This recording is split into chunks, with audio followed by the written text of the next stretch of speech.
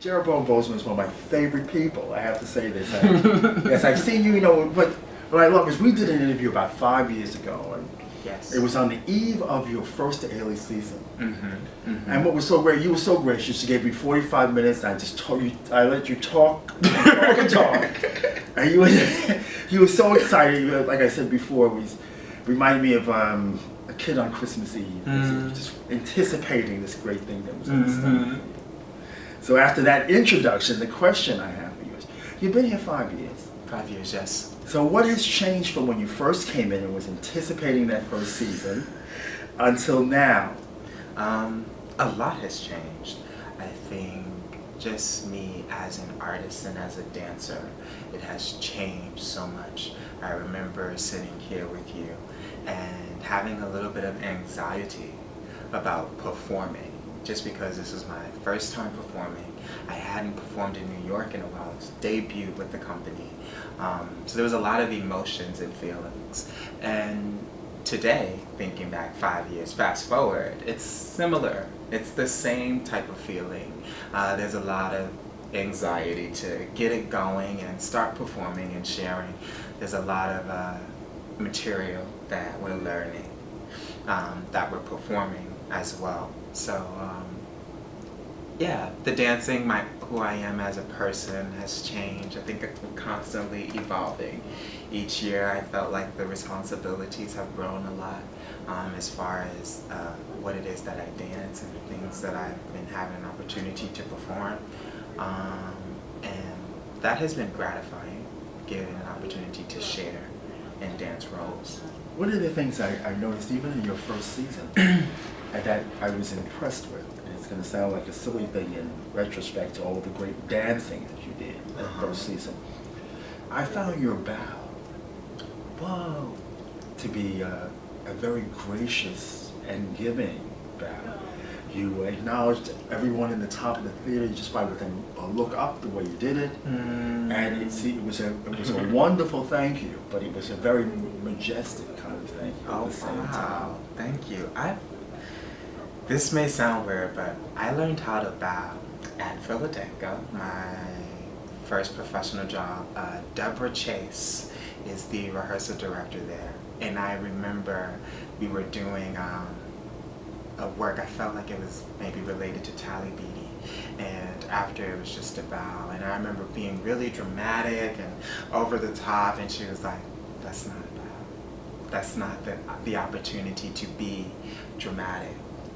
That's the opportunity to be yourself, to honestly have a connection with the audience and say thank you.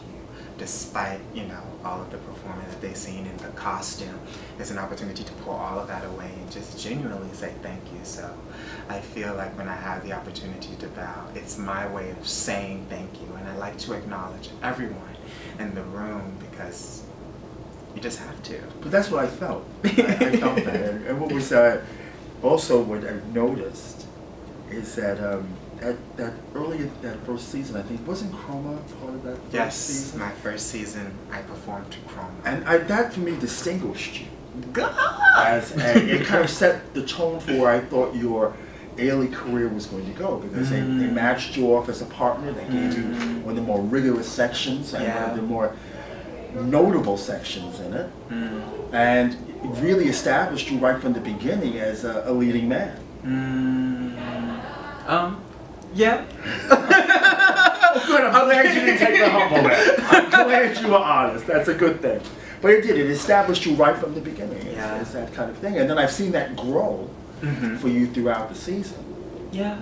Throughout your career. Excuse me. No. Even through this season, I feel like, I will say for myself, I haven't had a full opportunity to really tap into my dancing until maybe after my second or third year, because my first and second year I was just frightened. I'm not going to lie.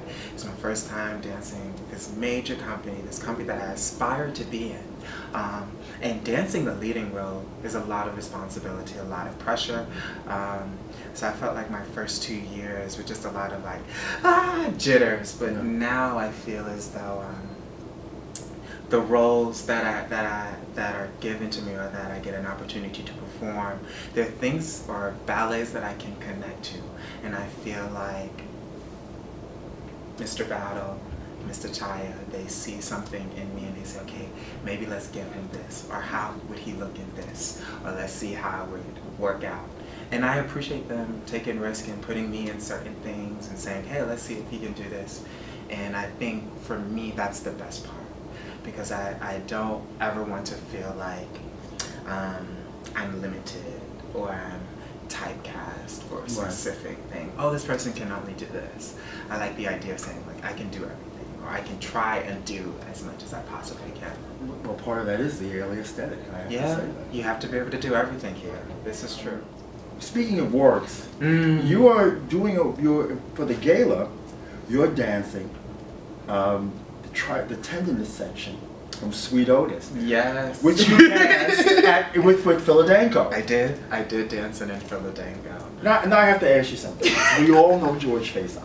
I love Uncle George. Yes. And I have to say this, he is his own unique individual. And a genius. Yes, and when you're in his presence, you're automatically energized. There's something about it. That light that comes out of him, he just shares it with everybody. I agree. So how is it different working with Mr. Faison when you were at Philadanko, probably much younger, much more impressionable, and they had this over-the-top guy come in from New York who was bigger than the room he was in, come in and work with you, compared to now having worked with Mr. Faison, getting to know him a whole different way, and having him respect you, obviously, at this point? Well, I don't think a lot of people know, but I've known Mr. Faison since I was maybe 13 or 14, dancing with Creative Outlet. And he was connected to a woman by the name of Shirley Black Brown Coward. And I remember being in the studio with him. And I think it's interesting that I had an opportunity to dance Sweet Otis at Philadanko, and I danced again with Uncle George, Mr. Faison. And for me, always being in the studio with him is just a breath of fresh air. I grew up with teachers like Shirley Black Brown, Raquel Chavis, and these teachers, they implemented they required a certain type of discipline. There was an expectation for you to deliver at a certain level. And being in the room with Mr. Faison, I just immediately go back to being a child at 14 years old and just being eager to dance and just saying, yes, okay, yes, whatever you need, okay, I can do it.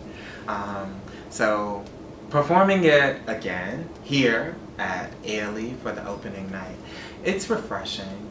I think for me, it just kind of gives me like a feeling of close to home, close to my old studio. The rep that we're doing, the movement, the music, it's a timeless ballad. So just being in the room with Mr. Faison again is just an honor. And speaking of incredible choreographers and noteworthy directors, right? You are performing Robert Battle's Mass. I hear you have the lead in it. Good.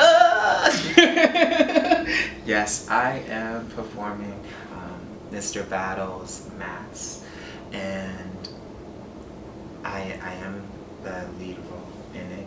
And I think one thing I will say about Mr. Battle's work that I admire and that I love is that there's a rawness that he allows in his movement, also a freedom within his movement. I love that he allows me to say, okay, if it's too much, he's like, bring it back. If it's not enough, he's like, I need a little bit more. And I appreciate that, especially doing a role that is very demanding. He's a musical genius. And I think just the music alone is intense. It's composed by John Mackey, and he has this hypersensitive ear that you just kind of have to it's one of those pieces where you need to have the music with you constantly in order to grasp it. It's just elaborate in that way. But yes, I am performing it, and I'm excited to do it. So the season starts December... November. Yes, excuse me. We are November 29th. Yeah, November 29th. That's and right. you go through New Year's Eve. Yes, we do. And so people have about a 5-week window. 5 weeks, and I think we're performing, I could have this number wrong, but maybe something over 20 ballets in the entire season. So 5 weeks, you have an opportunity to see a plethora of repertoire. We have new works, we have returning things, we have favorites. There is a work choreographed by Jawale Shelter that was choreographed a long time ago, and that's coming back. And that's then a woman's we're bringing piece. back Stack Up. Yes, and we're bringing back Stack Up Yes. by Tali Beatty. So it's just a great season. I think it's something for everyone to come and see. I think families would enjoy it. You can bring mom, dad, grandma, grandpa. Everybody can come. I just think that's what the Ailey performance is, and the Ailey spirit is. It's about coming together over the holidays and sharing the gift of dance, especially because the company, we tour so much, and it's so rare that we're ever home. So why not?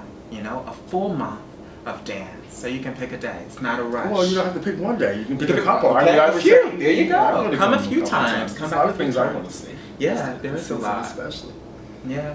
So I want to thank you again.